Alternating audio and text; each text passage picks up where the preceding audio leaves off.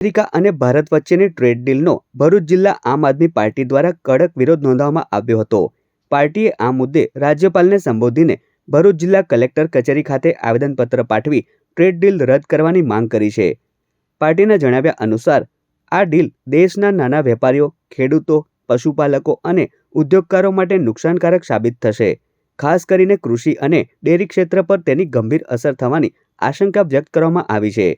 American કૃષિ અને ઔદ્યોગિક ઉત્પાદનોને ભારતીય બજારમાં શુલ્ક વિના પ્રવેશ મળશે અને ભારતીય ઉત્પાદનો પર અમેરિકામાં ડ્યુટી લાગુ રહેશે તો સ્થાનિક ઉત્પાદકો માટે સ્પર્ધા કરવી મુશ્કેલ બની શકે છે। આ અંગે આમ આદમી પાર્ટી દ્વારા ચીમકી ઉચ્ચારવામાં આવી છે કે જો આ ડીલ રદ નહીં થાય તો પાર્ટી રાજ્યવ્યાપી કાર્યક્રમો અને જનજાગૃતિ અભિયાન ચલાવશે। ત્યારે આજરોજ ભરૂચ જિલ્લા સંગઠન દ્વારા પણ ભરૂચ જિલ્લા કલેક્ટરશ્રીને આવેદનપત્ર પાઠવવા માટે આવ્યા છે।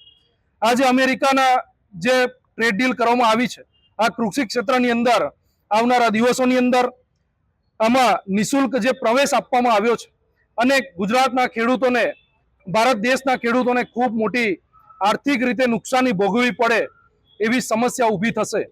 એ ન થાય એ હેતુ માટે આજે આમ આદમી પાર્ટી ખેડૂતોના સમર્થનમાં, ભારત દેશના ખેડૂતો સાથે ઊભા રહેવા માટે આજે આ ટ્રેડ ડીલના વિરુદ્ધની અંદર દરેક ગુજરાતના જિલ્લા કલેક્ટરશ્રીને આજે આવેદનપત્ર પાઠવવામાં આવ્યું છે।